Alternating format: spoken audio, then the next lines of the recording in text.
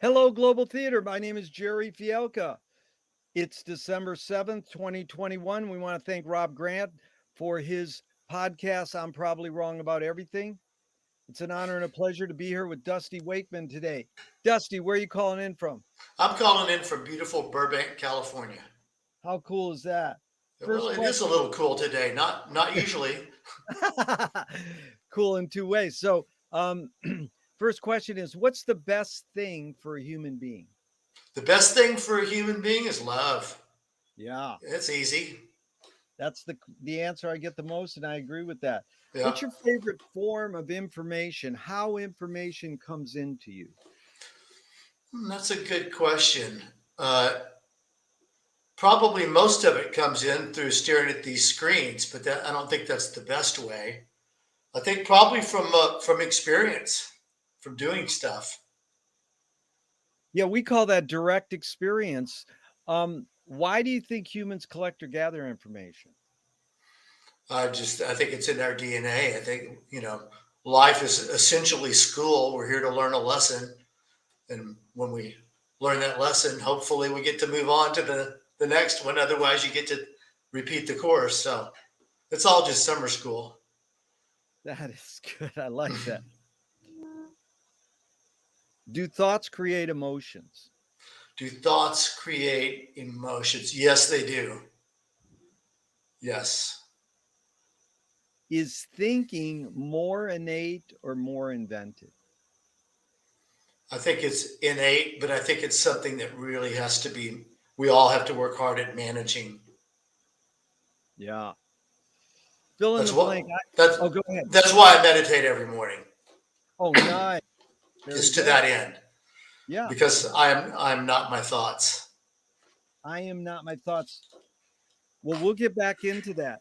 Fill in the Okay. blank. Fill in the blank. I don't know what I think until I. I don't know what I think until I've had time to digest it. Nice. I Can think the you? older I get, the longer that gap is, or the longer that gap should be. Yeah. You're consciously making more time to digest. Right, instead of just reacting.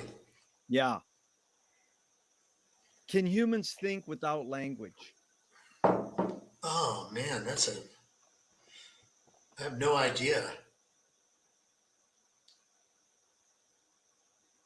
Um, that gets down to where, part of our brain control what is it, the autonomous system that we're not actually conscious of, but it's all going on. I mean, is that included in thinking, or is thinking the other stuff, the stuff we're aware of? Well, dude, you're answering a question with a question. You win. That's what this series is all about. Okay, thanks. It's been great. Bye.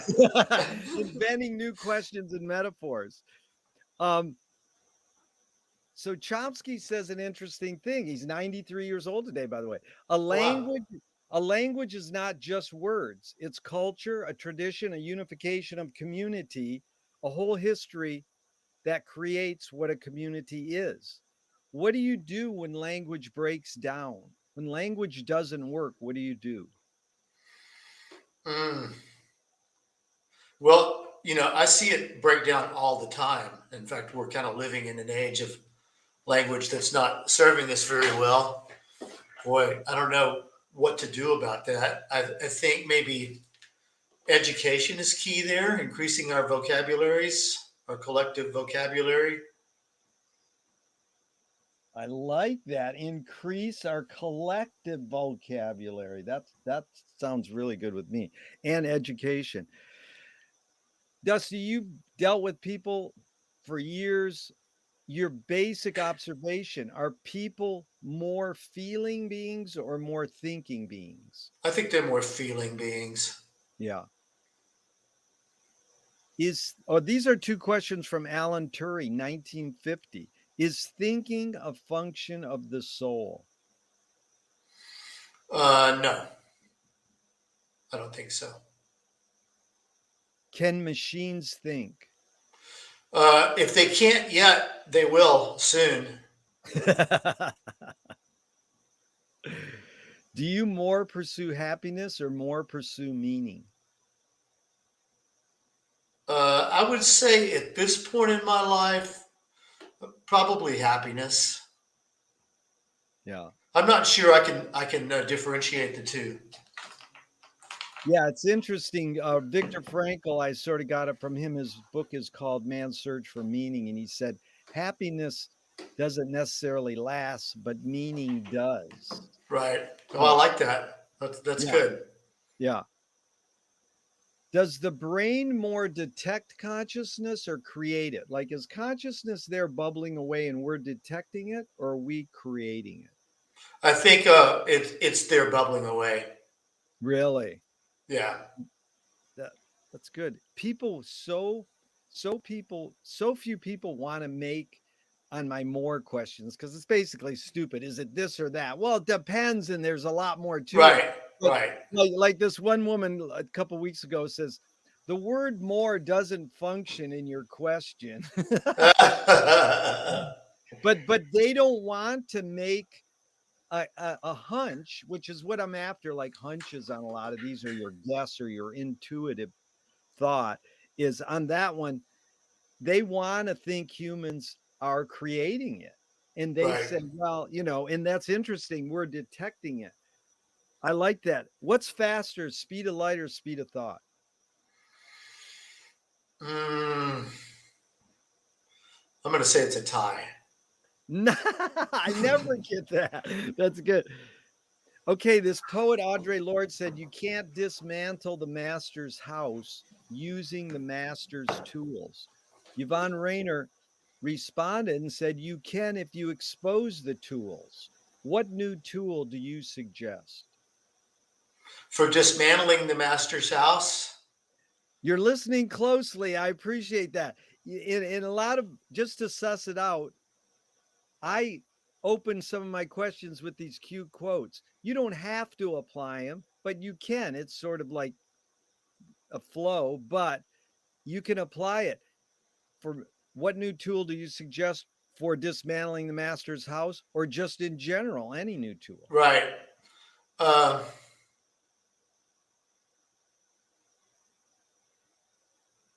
I don't really feel like I have a master's house to dismantle, other than maybe some of our finer institutions. But that just comes down to some basic principles like democracy and voting rights and stuff like that. Those are good tools. Yeah, I agree. Voting is an amazing tool. And the fact that I the question says new tool, it doesn't mean that we can exclude the fact that we have to work on our old tools. Right, and provide new access maybe. Yeah, new access, because like I worked the polls for 15 years, and it's like one election there was 1,200 potential voters and 12 people showed up Wow. in 12 hours. That's one Right. person per hour. I think it's Australia where it's like mandatory that you vote. It's a holiday and you like have to. Yeah, I I think something like that might be a good idea. I like that idea. What do you worry about when you go to bed at night? Oh, the little stuff, usual stuff. My family, taking care of my family, my business, money, those kinds of things. But I don't worry too much. Are you afraid of old ideas, or are you more afraid of old ideas or more afraid of new ideas? Old ideas. Yeah, definitely. Because I think that in a lot of ways we're restricted by them. Yep. Marshall McLuhan learned from the poet Ezra Pound that artists, musicians, creative people are the antenna of the race. They're broadcasting these hidden psychic effects of our inventions so that we can learn to cope with what we don't like about the inventions. McLuhan's main probe was, why do humans ignore the hidden psychic effects, even though the artists are broadcasting them to us? Uh, well, it's funny you say that. Any great songwriter will tell you they're just a conduit. They're just a channel that's picking it up from somewhere. Um, I don't know why people ignore it. People fear change. Yeah. Can you conjure up your earliest memory ever or one of them? I remember my third birthday. That's about the earliest memory that I'm aware of. Do you think memory is more a curse or more a blessing? Oh, I think it's a blessing. Yeah. I have so many great memories. Tell me someone, please, within your immediate family and then outside your immediate family who had an impact on you, was like a role model, and what specifically did you get from them? Uh, Inside my family, man, they're all kind of equally important. I mean, for the last 40 years, it's been my wife has probably been more influential on me than anyone. Wow, I never get that, and I'm really impressed. And you've been together for that's amazing. What do you think you got from your wife mainly? Just a perspective on myself that I wouldn't have otherwise. Just that soulmate to be able to somebody that you can trust completely to tell you the truth about yourself. Not always pretty, not always welcome, but that's growth for you. It's really touching. And how do you explain to your longevity? 40 years is pretty amazing for our generation. I'm so blessed and so lucky. You know, I'm married to an amazing woman Yeah.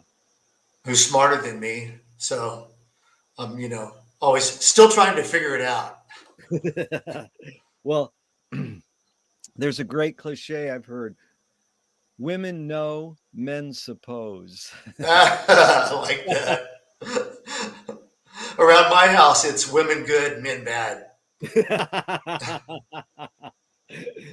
So now, outside your immediate family, maybe someone early in your life who had an impact on you, and what was it? Uh, I've had so many great mentors early, and I'm not really going to go early. I'm going to go like halfway back. It's all right. My One of my closest friends and adopted big brothers is a man named Pete Anderson, who's a producer and musician. And my relationship with him probably had more impact on my adult life than other than my wife and my children. Outside of my family, uh, probably my relationship with Pete.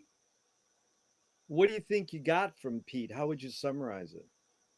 Well, hooking up with him, we were a producer engineer team for about 15 years. And that just really led to a lot of the stuff that I got to do over the years in terms of recording, making records, and playing music. But it's a collaborative thing. I mean, you're talking the mechanics of it, that you were the engineer and he was the producer. But Right. I'm talking about the actual, or I'm inquiring about the actual relationship of two humans trying to, accomplish something. How did that gel, and what did you what resonates for you out of that?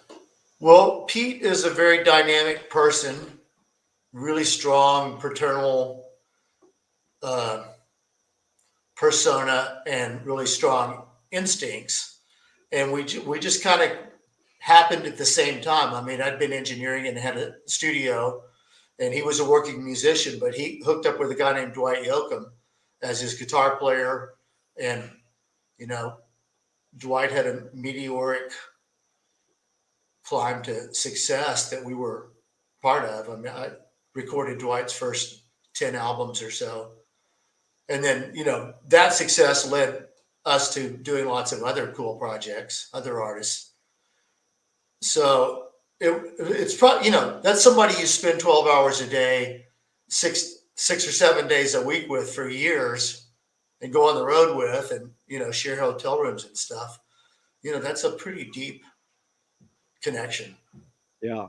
that transcends just the work. Gotcha. Well done. Thank you. I appreciate that. And did your parents raise you a particular religion? Yeah, I was raised Lutheran until I got old enough to say I ain't going anymore. What age was that about? 16. Do you pray? Every day. Yes. And often. If God exists, what would you like God to say to you after you die? Uh, well done. Welcome home. Chill out for a while and then let's talk about what's next. That's like I saw Solomon Burke host Charles Brown's funeral service, and he goes, "Welcome to the homegoing." Right. Oh, I love that. That's great. What a word, homegoing. Homegoing. That's awesome. Do evil people exist, or does evil use people as a vehicle? I think, oh man, that's a good question. Because you can look at, the most evil person and probably do some sort of analysis of how they became that way. I'm not sure anybody's born evil. Yeah. Dusty, how do you advise someone to deal with an enemy? And again, I'll set this one up with a few modern thinkers' thoughts. Alan Watts said, if you acknowledge your enemy, you empower them. Coppola stole from the mob and the samurais. Keep your friends close and your enemies closer. JFK said, forgive your enemy, but don't forget their name. And Fellini says, Fellini says, I need an enemy. So basically, the question is, how do you advise someone to deal with an enemy? But first, how would you react specifically to the Alan Watts? If you acknowledge your enemy, you empower them. Yeah, I don't know if I buy that one. Yeah. I don't think so. I think that there's plenty of people that, I like to think that I don't have any enemies. Yeah. That at this point in my life, I'm not mad at anybody, and I hope nobody's mad at me. No one that I'm aware of anyway. But in terms of big enemies, like our former president or, some of that stuff,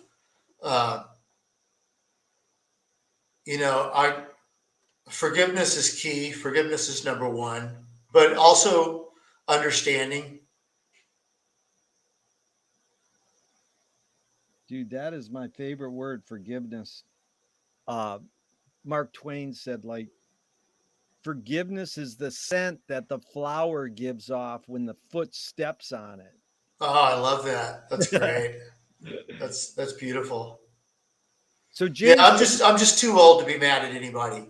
I know, it's like ridiculous. Yeah, it's a waste of energy. Yeah.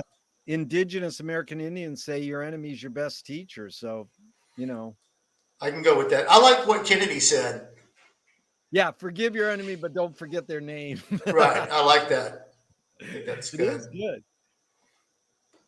James Joyce was the first projectionist in Dublin. He ran a movie theater 100 years ago.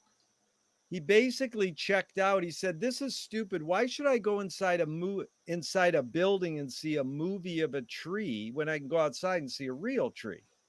Years later, Faulkner said, "Sometimes the best fiction is more true than journalism."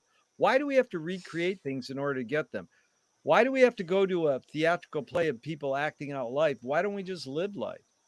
Well, I think that, that's even a bigger issue today, given these things, where people go to concerts and spend the entire time videotaping the concert so that they can watch it later instead of just being in the moment and experiencing it. So yeah, that's a good question. I think that the reason we need film and theater and music and things like that is we need other viewpoints. Yeah.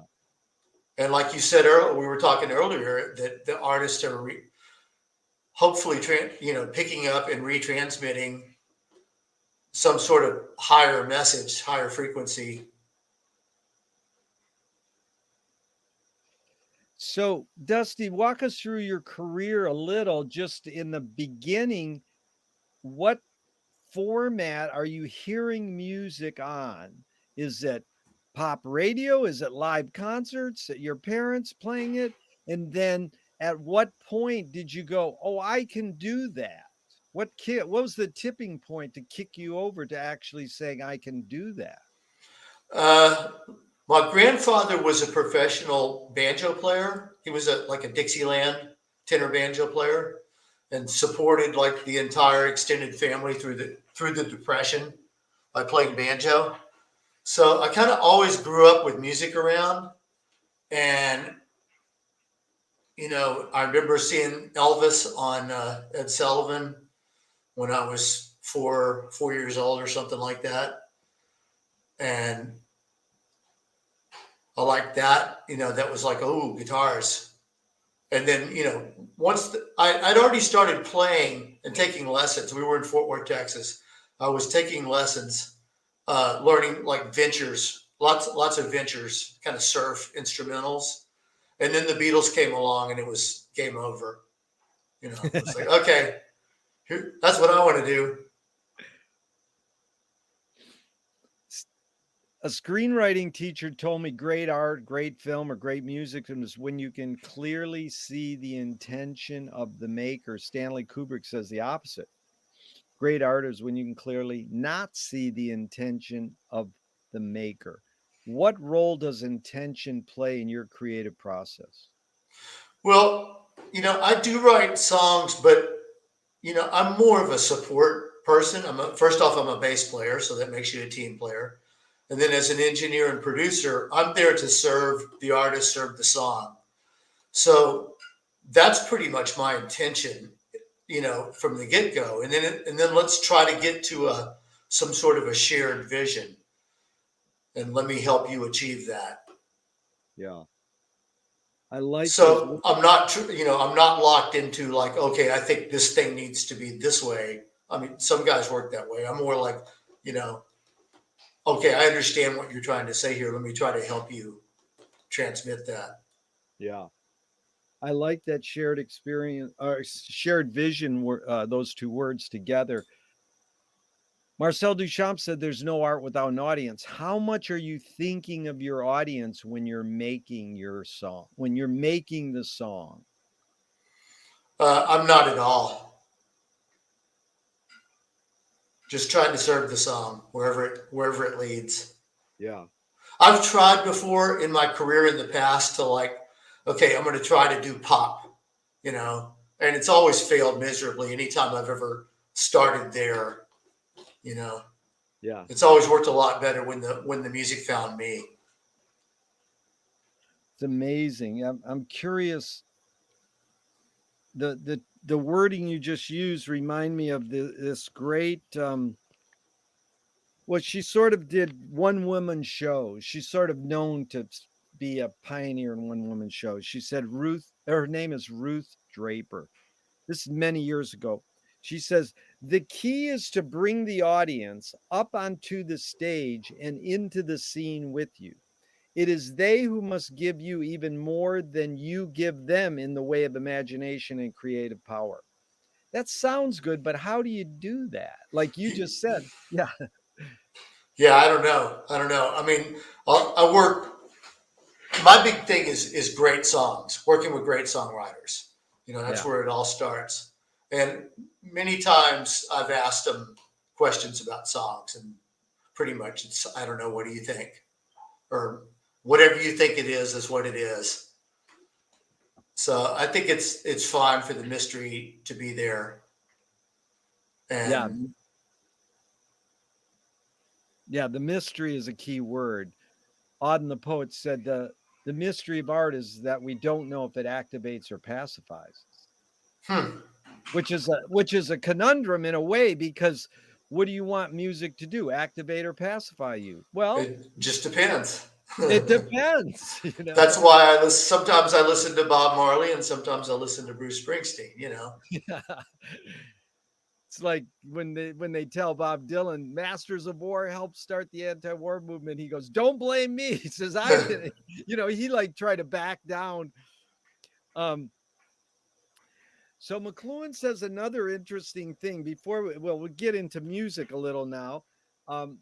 He says everything we invent extends some humanness. So like clothing extends our skin, knife and fork extends our teeth, like the shutter in a camera or projector extends our eyelid. And you know, like philosophy extends consciousness. It doesn't have to be tangible. What humanness is extended by the bass guitar? Oh, I think that's a very primal, fundamental human thing, you know, that goes back to our ancestors beating on logs around a campfire. I think bass is very, very much, at least the bottom, you know, traditional bass that I like is very much that. It's foundational. It's it's got kind of a permanence to it, Those are timelessness to it. foundational, permanent, and timelessness. I love those for the word, for the instrument, the bass. And then your other tool is the studio. What humanness is extended by the studio? Well, the ability to capture magic. Wow, capture match. That is I mean, good. all of us in the recording industry, whether we know it or not, that's what we're there for.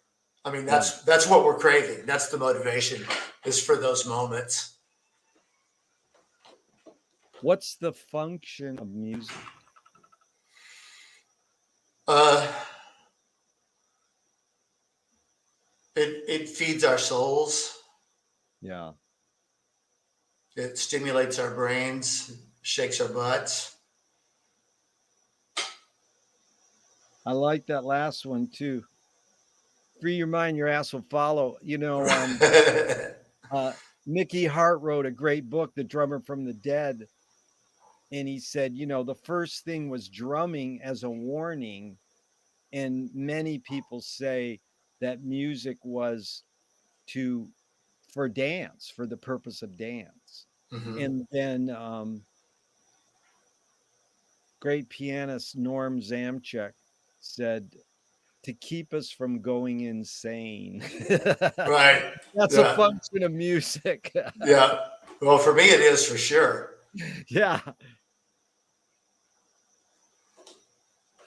So Aaron Copland says the four elements or ingredients of music are melody, harmony, rhythm, and tone color. Now, you know, we could talk out melody, harmony, and rhythm. Most people know what those are. I'm always curious how someone like you in the business defines tone color in layperson's terms. Well, you know, it's almost a joke, but you know, we would say it's like I want it to sound more brown, you know, which would mean more organic, more vintage. Uh, so I think those things apply. Ask me the question again, though. I got Well, lost that there. that was amazing because I really, you took it literally into a realm where I could understand it. I said, how do you define tone color in layperson's terms? Right.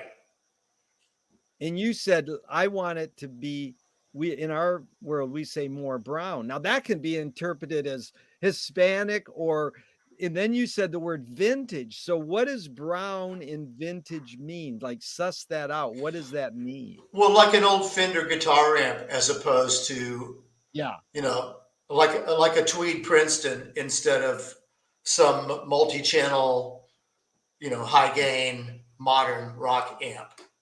Yeah. Gotcha. That was good. Because Or the most, difference between a condenser mic and a ribbon mic, maybe. A yeah. ribbon And mic would be much more brown to me. right. And a lot of Is times you work with artists who don't have technical knowledge, so you have to learn to interpret things like that.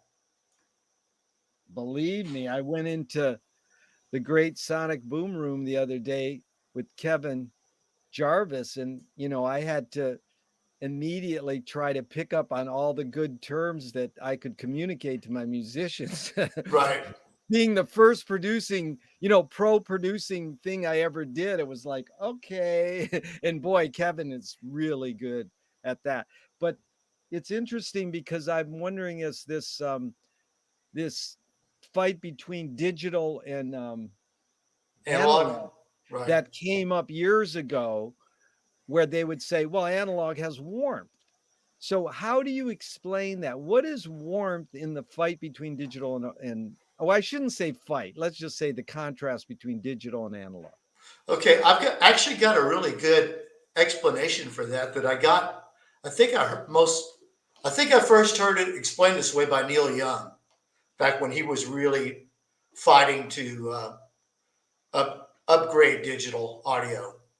I Yeah. remember he put out that product called the Ponos. The Ponos. Yeah. It was like one of the first high res players. Yeah. Um, an incandescent light bulb is analog. So that wire in there, it heats up and it glows continually. A digital audio is kind of like a fluorescent light in that Yeah. it's going on and off at a really rapid rate. Not so much that we can visually discern it, but I know I get really weird after being around fluorescent lights. Like, go into a store and 15 minutes later, forget what I came there for. And it's those darn lights. And, digital audio is a bunch of snapshots one after another. And when it first started, when they were 16-bit, 44.1 kind of sample rates, that was here. Now we're up to 24-bit and 32-bit and up to like 196K sampling rates.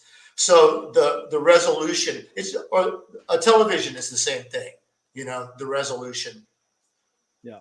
Or analogous. So digital has come so far, man. When it, in the 90s when it started with ADATs and things like that, it was pretty harsh to listen to for an extended period of time. And it's not something you would listen to and just go, oh, that sounds terrible. But listen to it for an hour and you're going to feel way different than if you spend an hour listening to tape. But now converters have gotten so good and, the sampling rates are way up there that it's not near as much of an issue as, now the pros of digital, I think, outweigh the cons. The pros and cons, but that was the thing. I wanted to go back to the warmth in the brown, the tone color. Has digital gotten to the warmth and brownness of analog? I think it's gotten really close. Um, there's so many plugins today that you can use that emulate tape or tape decks or consoles that get you really close. And like I say, it may not be exactly the same as analog, and I mean it can't be because of physics, but it's close enough Right. that all the benefits of having digital outweigh that. Because analog tape these days, if you can even get it, it's $200 a roll, and it's hard to find. And tape decks require maintenance, especially if you don't use them every day. So Yeah. you just don't have those problems with digital. You have other problems with digital, but the main thing with digital is the recallability. That's the big thing, is to be able to hit save, close a session, come back whenever, reopen it, and you're right where you were. In the analog days, if we wanted to remix something, after we would finish a mix, somebody would have to take pictures and try to document the entire control room, every knob, every patch point, everything. And it would take about half a day to get back to that point. And you never got exactly the same. You'd get close, but there was just too much human error and involved. And with digital like Pro Tools, which is what I work on, you recall it and boom, there it is. It's exactly where you left it off. So if after you finished a mix, they want to okay, I'd like to change this. it makes it doable, which otherwise it would be, you'd say, okay, but that's going to cost you a half a day of studio time and half a day of my time to make that one little change. Whereas now, in fact, it can be a curse. You have to put limits on it because otherwise people will keep tweaking you to death. But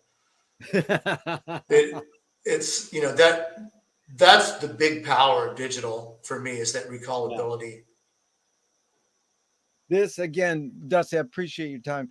It's sort of a stupid question, but all that aside, has digital gotten to analog in percentage, like quote words, percentage wise, like all those pros and cons aside, just the sound, is it 80% there, 95, 60? What's At least 95, I at would least say. 95? Yeah. Thank you. Yeah. I appreciate that. And I won't hold you to that. Okay. Well, and it's changing all the time anyway, but That's what I mean. that would be my best guesstimate for today. Yeah. And I would say there's probably not many people on the planet better experienced to know this, since you've done both. You've been drenched in both, Right. Oh, I Yeah. think there's plenty of people more experienced than me, but I'll stand by my answer. So my friend has the 3 tenets of music: taste, technique, and theory. So technique, you can learn how to play your bass really good. Theory, you can learn, what chord, you know, but taste, how does one acquire taste? I wouldn't say taste, I would say talent. Really? Wow. And so I understand what you're saying. Let's go into that, but let me, before we go into talent, let's go back to the word taste. Aesthetics. Like, how does one form their aesthetics, that you picked the ventures, or you picked, all the people, that the Rolling Stones, uh, rather than other people, you know?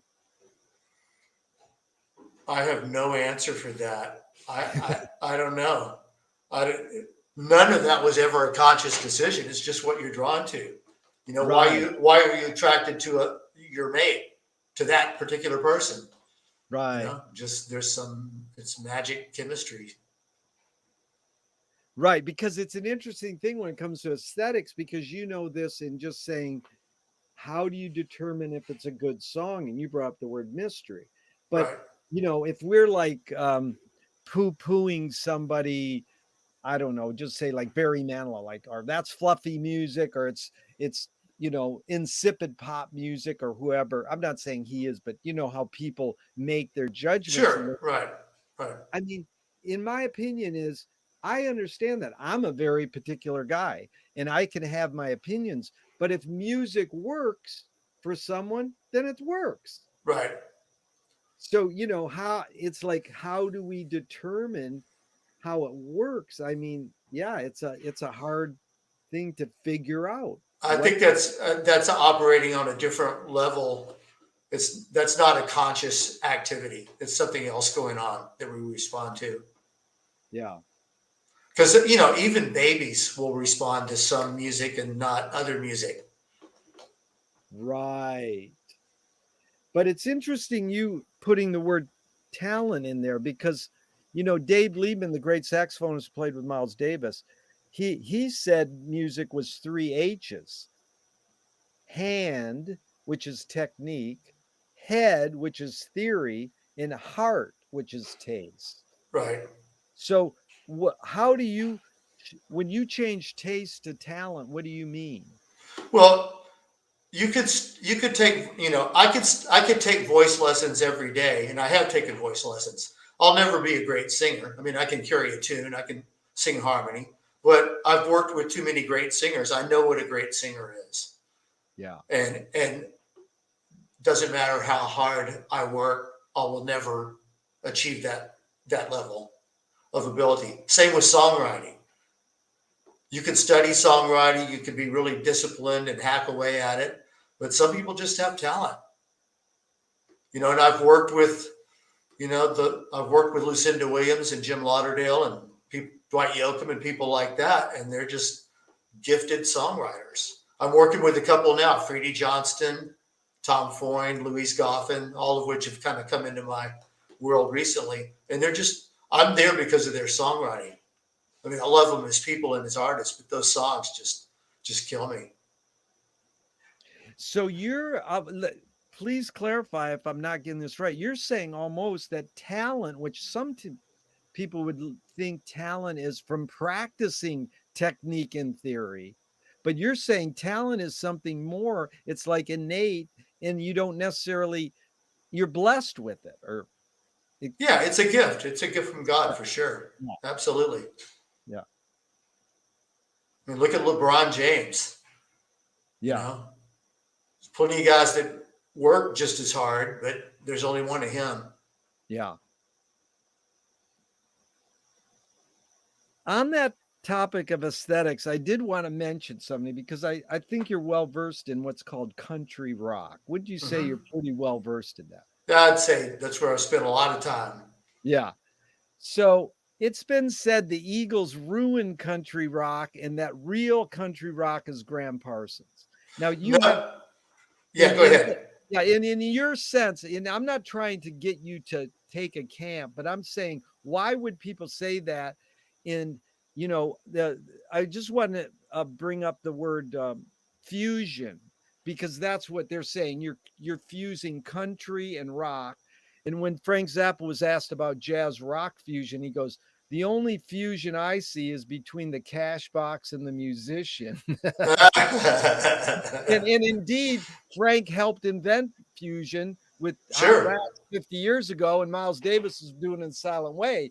But I mean, just suss this out, this idea, and maybe even suss out your relationship with Graham Parsons, because people do, if they even know about him, because a lot of people don't, they know who he influenced, maybe suss out that sort of controversy. How would you talk about that?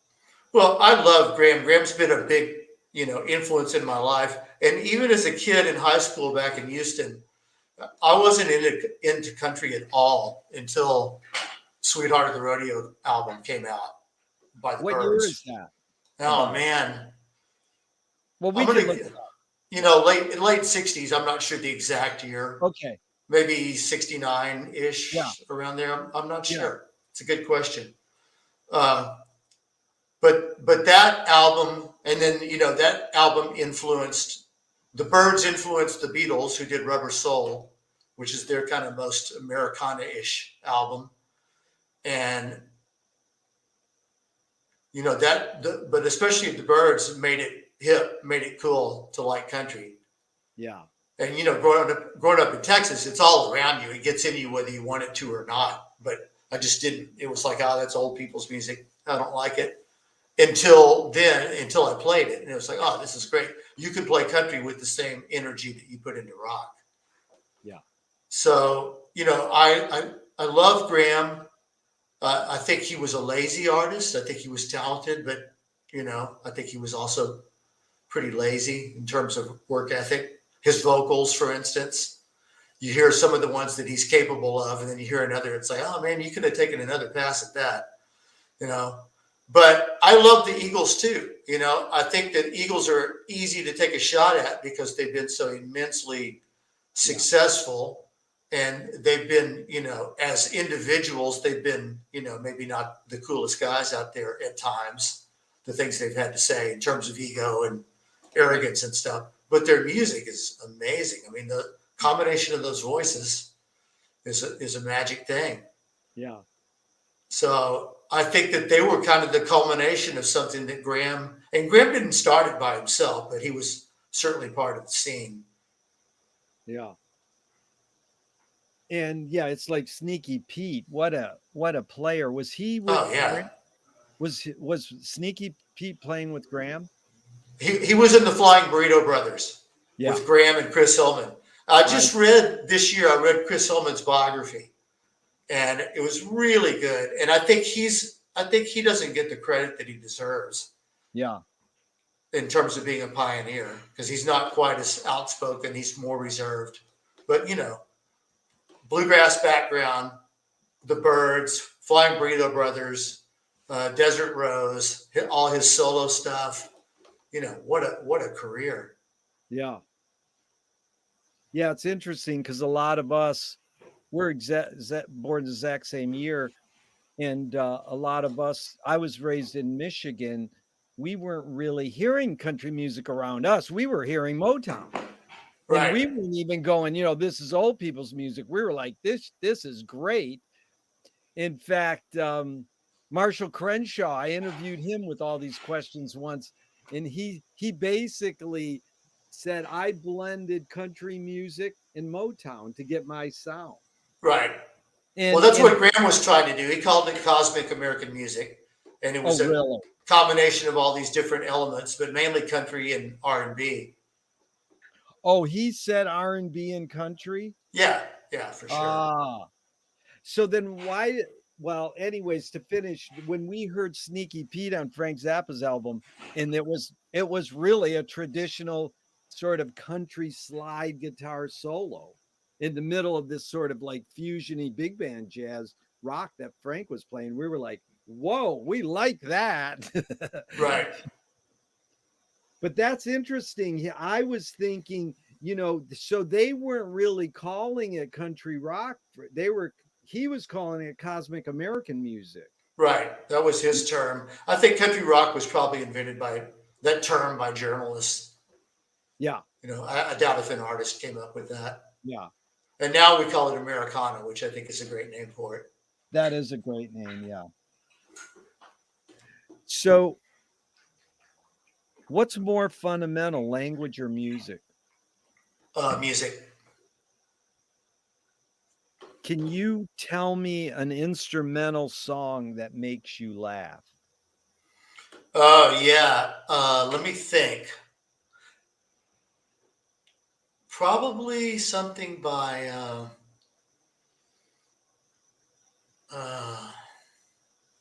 well, there's a genre of instrumental music that got popular a few decades ago. There's kind of like a space age bachelor Pad music, music. bachelor Yeah. pad music, and all sorts of stuff in that genre um, crack me up. I love that stuff. That's very good because the commonality where we met many, many years ago was at Mad Dog when I was doing my first recording session ever as a pseudo fake musician on John Truby and the Ugly Janitors of Oh man, America. I remember that session well. That was the most people we ever had recording live at once at the original Mad Dog, which and was tiny. yeah, and he knows. I think it's Byron Werner invented that term, space age bachelor pad music, because it was really called exotica before Yeah, that. yeah, Martin Denny. But Yeah, that was a little more sophisticated. There's yeah, kind of like another level below that in yeah. terms of sophistication. And one of my heroes from that era, I'm curious if you ever met him or heard him, is Corla Pandit. No. He's a black man who disguised himself as an Indian and wore a turban and Oh, I played love it. played music for basically 70 years, Wow. you know. Wow. And Are you familiar with Esquivel? oh, Esquivel's huge. I love his stuff. yeah. Esquivel is in this same genre. Yeah. So it goes back to McLuhan saying this interesting thing. I'm curious your reaction. Song is slowed down speech. The reason cultures have different musical taste is ultimately connected to language difference. Any comment? So say that again for me. Yeah. Song is slowed down speech. The reason cultures have different musical taste is ultimately connected to language difference. Interesting. Yeah, I don't know. I never thought about that. Song is slowed down speech. Well, I guess unless it's rap and then it's sped up speech. Right. It is. It's almost like how much is um you know in the lyric world, how much does the lyric well, it's funny, the old brill building joke is what comes first, the melody or the words? And Right. and And the guy goes, "The phone call." Right. I love it. I love it. Like, write me a song. But it is like, since you work with great singer-songwriters, just what's your observations on this idea of what comes first, and how is the mechanics work in lyrics and melody? Well, a lot of times it's about the sound of the words. I was just watching Bruce Springsteen. They just released the 1979 No Nukes concert. It's been remastered and remixed, and first time his entire show. So I was watching that, and I was kind of reflecting on the difference in the different eras of songs, because his first album and some of his second album, which is where I really got into him, is still doing that kind of word salad thing where it's kind of rapid fire and it's more about the sound of the words than the meaning. And by the time he got to Born to Run, that was all gone. There was no more of that. It was all about the meaning. Wow, that's a great observation, because I always say Bruce is a Mitch Ryder wannabe, and if I told him that, he'd probably go, "Thanks." Yeah, totally. Yeah, well, he closes the show with the Mitch Ryder Right. medley. Yeah. And I would say that word salad, great term, word salad. And There's a famous quote, and I'm probably getting it wrong. I've heard it third hand, but that when Bob Dylan first heard young Bruce Springsteen, uh, he said, "Yeah, I like him, but does he have to use all the words?"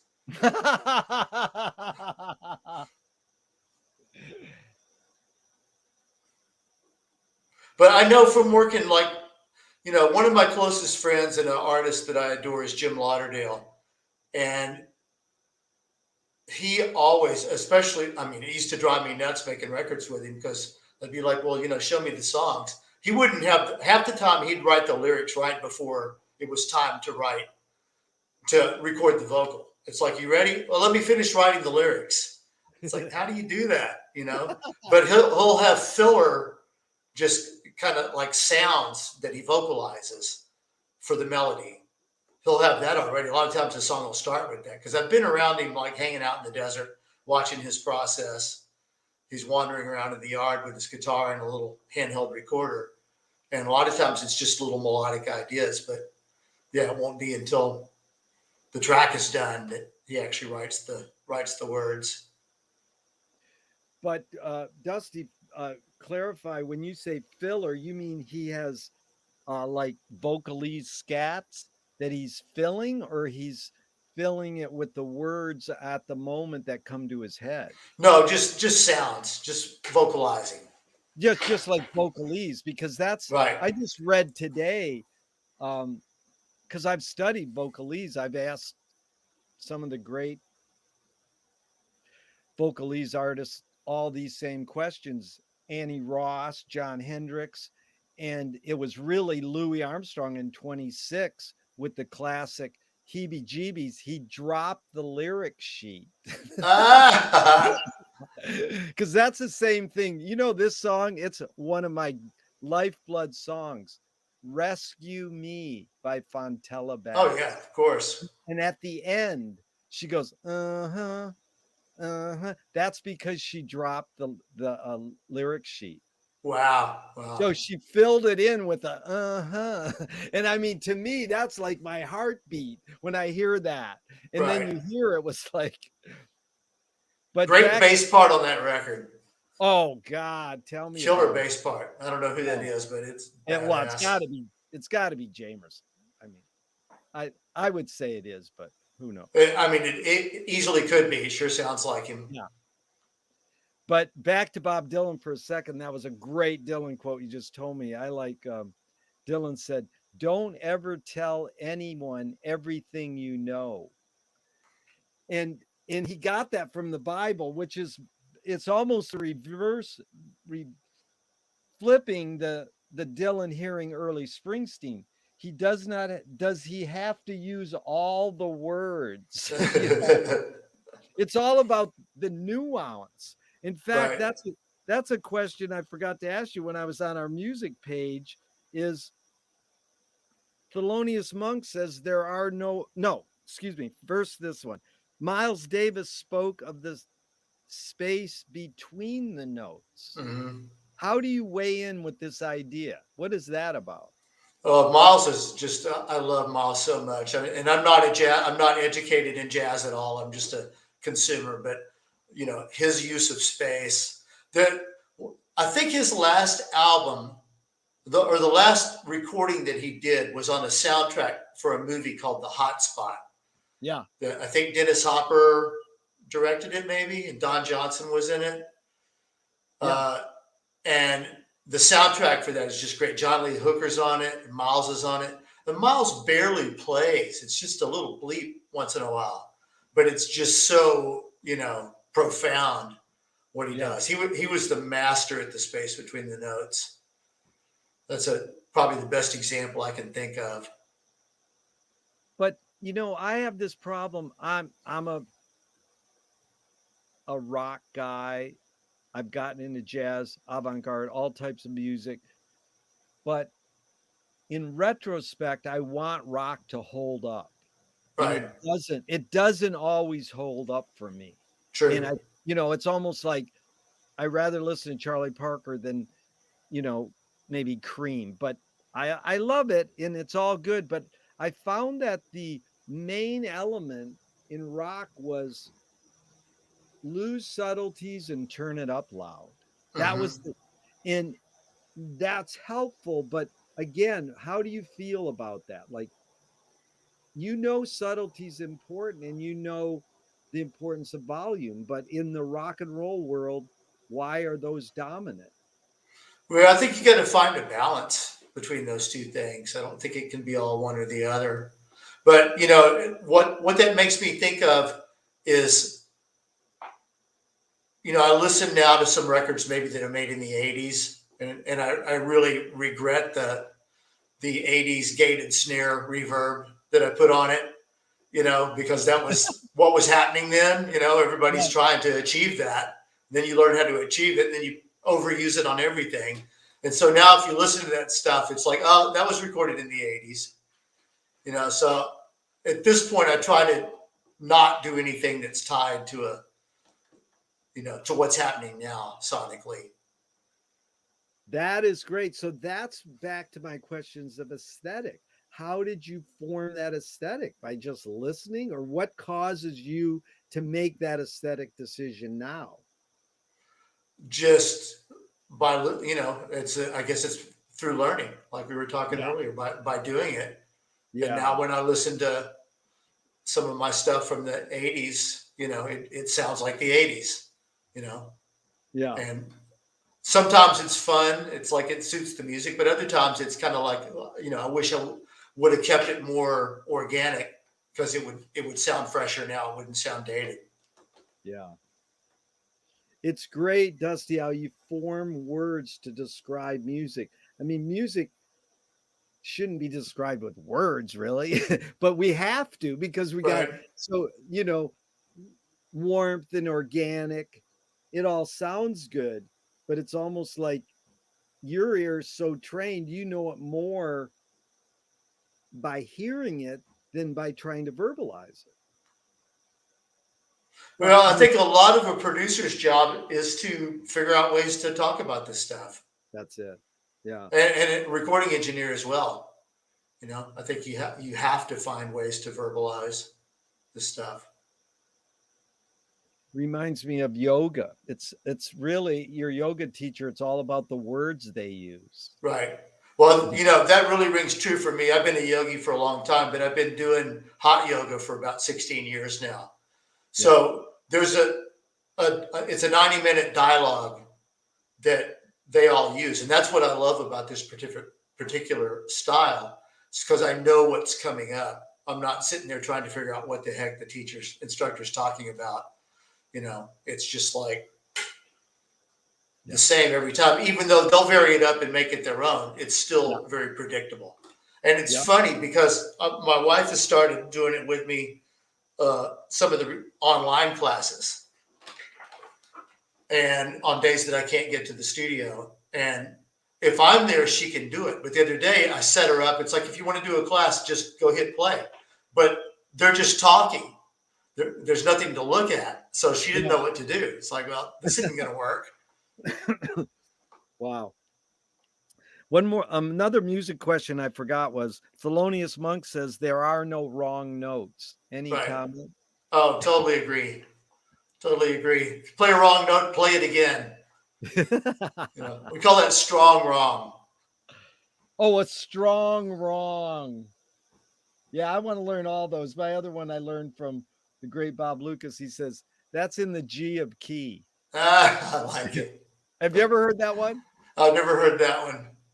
Dude, he used to open for Little Feat out in Topanga. At the Corral Club? It probably was, yeah. Yeah, I played there many times in my early days out here. Yep, I actually saw their reunion show a couple years ago, and Taj did a solo show for us. Wow. Wow. Taj Mahal, man. Thank God he's still kicking. Yeah, he's a treasure. So I spoke with the movie director Michael Apted 40 years ago. He had just directed a documentary on a Russian rock star. And I said, why do rock video editors feel so obliged to edit fast? He says, because we've learned to take in information faster. Most people don't realize Abel Gance invented rapid montage in 1922 in France, but it really flourished in the 80s with MTV. Right. This quick editing, it made Marty Scorsese say, I cut my films faster because of MTV. So I asked my question with the bias. Can humans literally learn to take in information faster, or are we just brainwashed to believe we can? I think you can. I think our brains have the potential to speed up. Yeah. And do you think I don't think we're maxed out yet. Yeah, max. Is it literally possible to multitask? Absolutely. Yeah. My favorite definition of multitasking is doing several things at once badly. Yeah. Which I think there's a lot of truth to that, but I multitask all the time. If you're a recording engineer, has to multitask. Yeah. Or the pilot of a plane, or. Oh, yeah. What do you think the motive of the cave artist was? Well, it was self-expression, but I don't know. That's a great question. I never thought of that. They had something they wanted to express. I don't think that they were, evolved enough to think, well, I'm going to put this here so that people can look at it 8,000 years from now and know what I was experiencing. I doubt seriously they were that evolved. But well, it's amazing because we don't have cave dance and we don't have cave music. I don't know. Maybe we do. They were probably beating on logs. Right. Somebody was probably beating on a log while somebody else was, smearing berries on the side of the cave. Right, but we don't have. The funny thing about cave art is we claim it's this old and we can prove it with the carbon blah blah blah, but right. We don't have a record of, like, if you see the Herzog documentary on cave art, they show you a pipe, a little flute that they use, and the guy can hit a few notes, but we don't know if that's how the human played it then. I got you. Yeah, and we don't have it, but it's right. Interesting. And what's more important, conviction or compromise? Conviction. You've accomplished a lot. How do you rate these three elements? Skill, luck, and ambition. What played the biggest role, second and third? I'm going to say luck first, ambition second, and skill third. Really? Wow. T.S. Eliot, the poet, says, poetry is outing your inner dialogue. What language is your inner dialogue in? Esperanto? I don't know. I guess it's in English. I've been trying to learn Spanish for years. I'm still can't speak it, but I have spent a lot of time studying it. And I Right. went to an immersion school down in Ensenada. This is 25 years ago for a week. And I remember the last night there, I had a dream in Spanish. Wow. But I'm saying, what form is your inner consciousness in? It's, I think it's a dialogue that's a nonstop dialogue that hopefully through meditation you learn to let it pass by without Right. paying too much How attention to it. Right, but that's a key thing. I find riding my bike or taking a nap, I find maybe I'm doing some form of meditation, but you say you actually have studied meditation and you do meditation. How do you accomplish this thing where they go, think about not thinking? How Right. Well, I, I think that's wrong. That's not really good meditation instruction in my experience. Right. You're going to have thoughts. You can't stop your thoughts. The idea is to just observe them going by and not engage with them. That's more the practice. They're like little clouds floating by or little air bubbles rising up. You go, oh, there's another one. There's another one. Oh, I'm thinking about that. And then let it go and try to come back to wherever, if you're focusing on your breath or a mantra or whatever it is. That was But you good. can't stop thoughts Yeah. unless maybe you're an enlightened master or something. Maybe then you can, but No, dude, most of us humans can't. yeah. Dude, that really brings up one of my favorite lines ever. Bridget Bardot says, "When I make love, I don't think." I'm like, "Good luck." Like you're engaged in the most sensuous thing a human can do, love making. How do you erase thinking? How do you go, "Well, I'm just going to experience this." Well, I go to a drum circle every Saturday morning at my church, and it's not like just hippie drum circle. It's actually like djembe lessons from a master. Yeah. And I know that if I think about what I'm doing, I'll totally lose it. You Yeah. just have to get in the groove and let it go. Yeah. Do it. And golf is, I have a love hate thing with golf. I'm a terrible golfer, but I enjoy being out there with my friends, and I like the idea of it. But it's a total thing where the harder you try, the worse you do. Totally. Totally get it. Great point. And the thing you said about clouds floating by really resonated with me because Richard Brodigan wrote a book called Trout Fishing in America, sort of like an early post beat hippie poet. And he said, everyone has their roles in life, and mine is clouds. I like it. Like it. So you touched on this, Dusty, and I'm curious. I'm going to ask it anyways. Great filmmaker George Manupelli, his mantra is ignore yourself. Jonas Mekas, another filmmaker, says there is no self-expression. And the great jazz pianist Cecil Taylor says, I'm just a vehicle, and this stuff just comes through me. You used the word conduit earlier. I thought that was good. So is art making or music making more self-expression or more you're a vehicle for whatever dominant technology or culture is present? I know it's both and it depends, but just your Yeah, thought. it just depends. Yeah. It depends. It varies so wildly. I think at its best, you're a conduit, but I don't think you're a conduit for like what's currently going on in society necessarily. Hopefully, it's a higher vibration than that. But it is the job of the artist to interpret what's going on and report back, and there's that level as well. So it just depends. Can art making, music making be egoless? I'll say it again. Can art? Or can music making or art making be egoless? I think so. Yeah. It's interesting because I got deep into that question when I saw the Ginger Baker documentary. They said, "How'd you get your drum sound?" He says, "Well, I was in London when they were bombing us, and it went like this every night.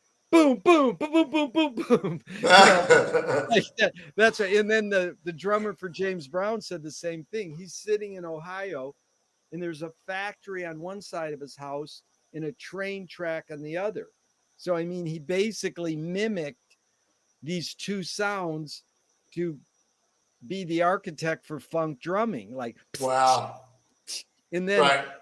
this guy really nailed it. He says Missy Elliott said she learned how to sing from car alarms. That's great. I love that. Is perception reality? No. Lewis Carroll says, I believe as many as 6 impossible things before breakfast. Have you believed have you believed in any impossible things lately? I think so. These days, I've really gotten into guided meditations. Although I've spent lots of years doing, more traditional seated practice. I really like the guided meditations. Technology yet again taking over, and depending on what's on my mind, I'll decide, what I want to listen to. So you mean guided, Guided? What does that mean? Well, Guided. that's when you're actually listening to a voice that's talking to you, And that's they're walking you leading through you. it. Or Right. leading. Yeah. Right. So that's more for specific things like maybe manifesting, or for forgiveness, or for releasing anxiety. It just it's kind of like what mood I'm in determines which one I listen to. And you pick it by a topic description. Right. And I've got my little library, so I know these. I know what I'm getting. I'm not just randomly listening to stuff, but Yeah. I'm Dusty. just, it's like, what do I need today? What do I need this Yeah. morning? Yeah. And you're aware of it. You know what you're looking for. That's the, Right. I think, important thing.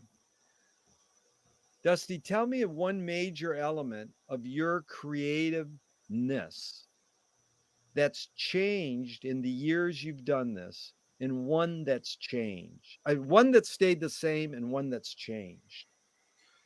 Well, as far as what's changed, I think we were just talking about ego. I think I have so much less ego about it these days. For one thing, I'm lucky. I'm not trying to make my living anymore as a producer or as a musician. I make my living running a microphone company in the pro audio world. Uh, so I'm able to pick and choose what I do based on what sounds like fun. Yeah. So I think that takes a lot of stress out of it for me. It's just this. I'm doing this out of love. I'm doing this because I want to be here. Less ego means less stress. That's what's changed. What's stayed the same? Just my love for playing bass and playing with Yeah. other people. Love for rock and roll, all kinds of music. Yeah. I still feel like a kid when I play. Feel like I'm back in the garage with my high school buddies. Yeah. Yeah. It's a great thing because the verb you put before music is play, not work. Right. Right. I just enjoy it so much these days. I've been playing a lot lately with other people live and recording, and just enjoying it more than ever. Beautiful. Moshe Feldenkrais works with healing and movement. He says it's literally possible to identify a weakness and incorporate it to become a strength rather than we're normally taught to overcome a weakness. Tell me a weakness you turned into a strength. Uh,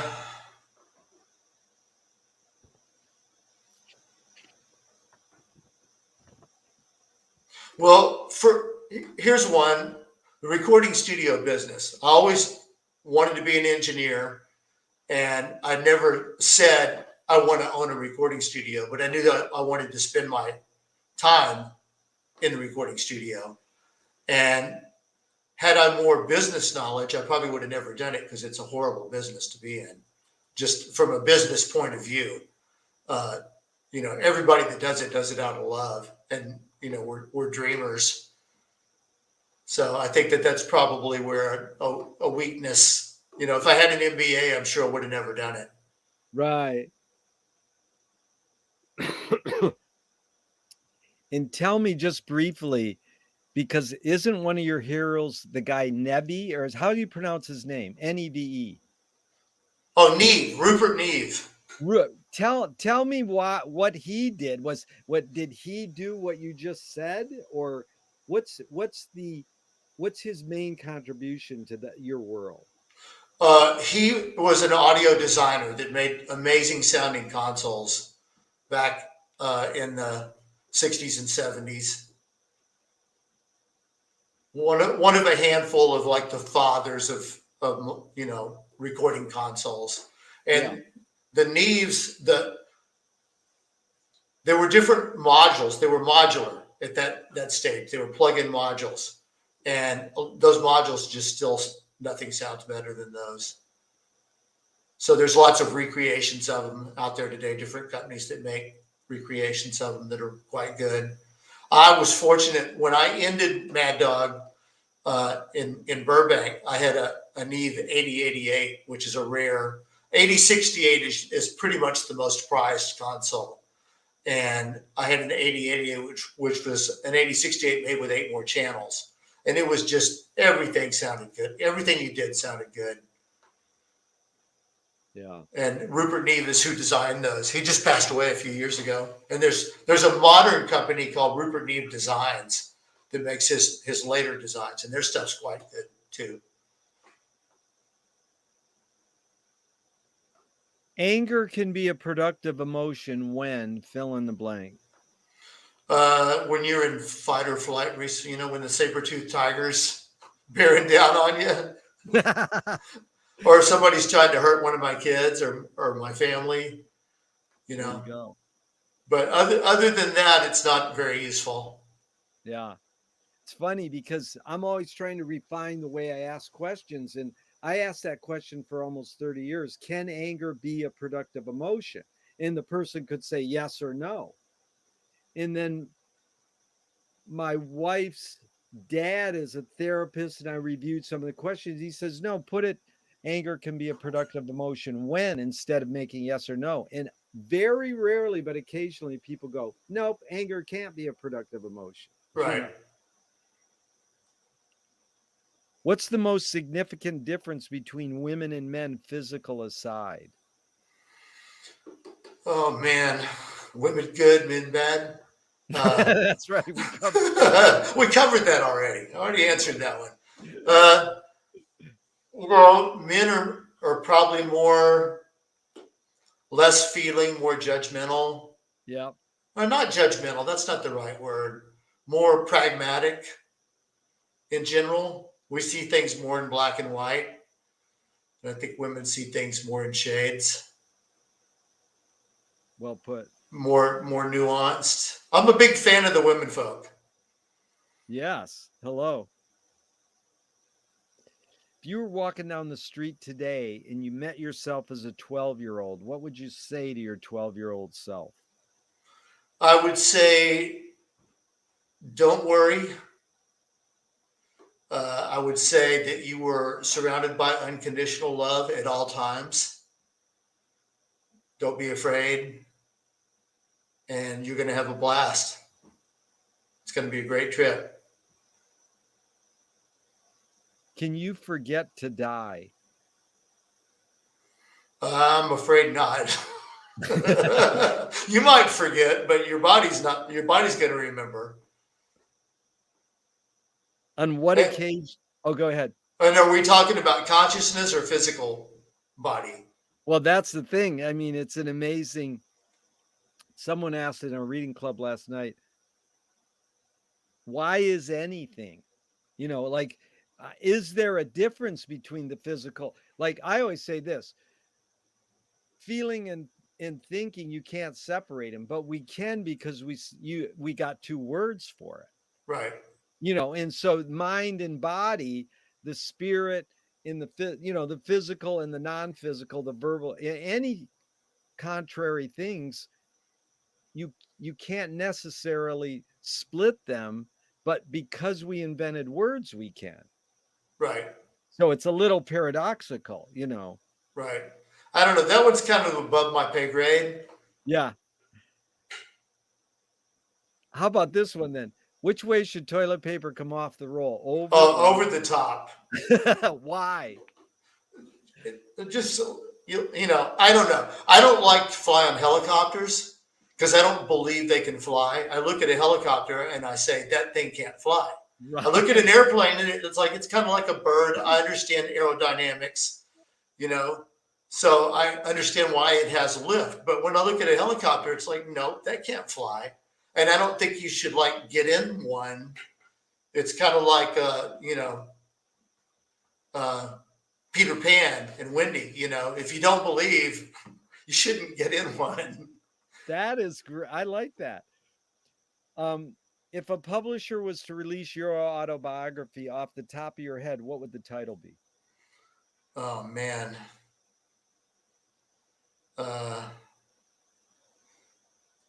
Well, I'm going to steal this from an artist I worked with a long time ago. I would call it Just Lucky, I guess. That's great. Who was the artist? Bob Forrest. Oh, yeah. We could spend another 3 hours talking about Bob Forrest. In fact, I think there's a documentary about him. What was his band again? Thelonious Monster. Oh my God. He was LA's white James Brown, right? Yeah, well, that wasn't my impression of him. I haven't seen him for a while, but we're actually friends. As in modern times, and we also have a desert connection. And he's gone on to become one of the most highly acclaimed drug counselors there is. I see. But when I worked with him, he was a pain in the ass. And I told him, I've told him as adults, as men, I've said, yeah, you're probably one of the few artists I ever worked with that I didn't like. And he said, yeah, I understand. I don't blame you. So that was the name of his album, and I thought that was great. That was beautiful. They want to scent the glue in the binding of your autobiography. What smell would it be? Sage. Nice. They want something from the desert. Nice. They want to have a color other than black ink on a few pages. What color? I'm colorblind. I'm all about the gunmetal gray. It's probably my favorite color. Dusty, we just got a few more. This has been really fun. If a statue was built in your honor, where would you want it displayed, and what would it be made of? I would want it displayed out in the Mojave Desert somewhere. And that pretty well restricts what it's made out of to, concrete or plaster or something like that, because nothing else is going to last. But I'm not really, I'm not about impermanence, so I don't know that I really need a statue. Tell me something good you never had and you never want. Something good I never had.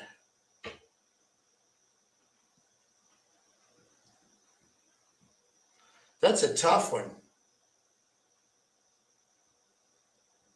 That I never want.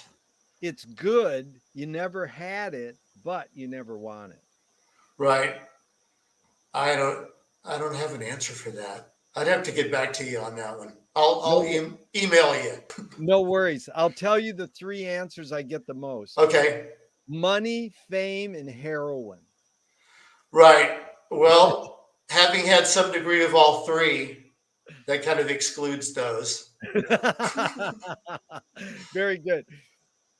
If you were in a vat of vomit up to your neck and someone threw a bag of shit at your face, what would you do? Dog paddle? Tread water? Wait, what was the second after dog paddle? Tread water? Tread water, thank you. Or tread vomit, I guess. Yeah, tread vomit. Um, I know, we only have 5 more minutes, but I would love to hear, you've sort of talked about them, but some of the highlights of your career, especially maybe just set the mood on playing a song with Keith Richards. Where were you, and how did it happen? Well, this circles back to Graham Parsons, Good. and they were best friends, and I'm really close with Graham's daughter, Polly, and her best friend, Shyla Morrow. We're two amazing, amazing women that are my soul sisters. I love them dearly. They're amazing. But Polly had a dream of putting together a tribute concert of her dad's music, for charity, and they were able to do it. We did 2 shows. This was in 2004, and I was fortunate to be I talked him into letting me be the music director and band leader for it. So I was part of a group called the Sin City All Stars, and we did kind of an expanded version of that to be the backup band. And we had Al Perkins with us and James Burton, but she was able to get Keith to get on a jet and come out and do 2 shows. So the song Wild Horses, which a lot of people say Graham wrote, I don't believe that. I think he may have had an influence on Keith, but I think Keith and Mick wrote it. There's controversy about that. My band, we always close our shows with Wild Horses. It's like a hymn for us. It's like a sacred thing, and everybody sings, all the guests and everything sing along. So I had emailed his manager. We were going back and forth about what songs he was going to do and his requirements and stuff. And of course, he's surrounded by multi-levels of brick walls that you don't get past. And I said, we'd like to close the show with Wild Horses, and we'd like for Keith to lead us in that. And I got a 1-sentence return. It said, Keith will not be taking part in any group activities. That's all it said. I was like, okay. So we did 2 shows, one at the Santa Barbara Bowl and one at the late great Universal Amphitheater. And those were Friday, Saturday shows. The Thursday was the rehearsal in Santa Barbara at the venue. And we did the show in order, so Keith was last. And he came out, we rehearsed his 2 songs. It was all good. And he's starting to walk off. And I said, hey, Keith, can I have a moment, please? And he came over. Couldn't have been sweeter. And I just said, look, we always close every show with Wild Horses. He goes, I wrote that, I said, yeah, I know that. Would you lead us in it? We'd be honored. And he goes, oh, yes, of course. He calls to Pierre, his longtime guitar roadie. Pierre, the 10-string. And that's how I got to play Wild Horses with Keith. You mean in the rehearsal and in the show, or just the show? Both. Oh, so you had a just private, you and him playing it. No, we all played it together, but I had a private conversation with him because I'd already been told no by his management. Gotcha. I got But I asked him, and he couldn't have been warmer and more awesome. And just said, I wrote that, of course. That is beautiful. Yeah. Just a couple more. What's the healthiest cultural shift you see developing today? I think people getting into yoga and meditation and fungi and things like that, just raising the consciousness. I think that's really our only hope. Because, where we're coming from, we're so screwed. We're so bought and sold. And most people, I don't think, including myself, even know how screwed we are, how little in charge of our own lives we are, and how much we're being fed by the algorithm and, a handful of billionaires that get together in Davos and decide who's going to run what. Yeah. So I think our only hope as a species is, evolving, raising the consciousness. Beautiful thoughts, Dusty. You sort of answered it, but I'm going to ask this one anyways. Thornton Wilder said in 1928, art is confession. Art is the secret told. But art is not only the desire to tell one's secret, it's the desire to tell it and hide it at the same time. You've laid your cards on the table for 90 minutes. I'm not insinuating you haven't answered this, but what's it really all about for you? At this point, like I see, let's go back to the very beginning. It's all about love. It's Yeah. just all about love. It ain't about anything else. It's really well put. Let's do these 5 quickie Alan Watts then. Really, just briefly, who started it all? Who started? God did. Are we going to make it? Yes. Where do we put it? Where do we put it? We put it about 3 feet above our heads. I've never had that answer. That's great. Who's cleaning it up? Who's cleaning it up? Mother Earth is cleaning it up after we're long gone. Actually, I'm going to change that. The fungi are cleaning it up. Oh, nice. The mycelium. I imagine you've seen that fantastic fungi. Oh, yeah. Oh, my God. I'm a fan. Last Alan Watts question. Is it serious? No. Wow. There are many here among us who feel that life is but a joke. I love that. Dusty, it's been an honor and pleasure. Last question is, what gives you the most optimism? My children. Yeah. And kids in general. Children. Young people. That's the answer I get the most, and it's having faith in the youth. And Dusty, I really want to thank you. It was really an honor and a pleasure. Oh, it's great. I thought we were going to talk about microphones and instruments and stuff. So this has been a treat. Really fun. Over and out. Thank you, Dusty. Adios. See you down the road. Namaste. Namaste.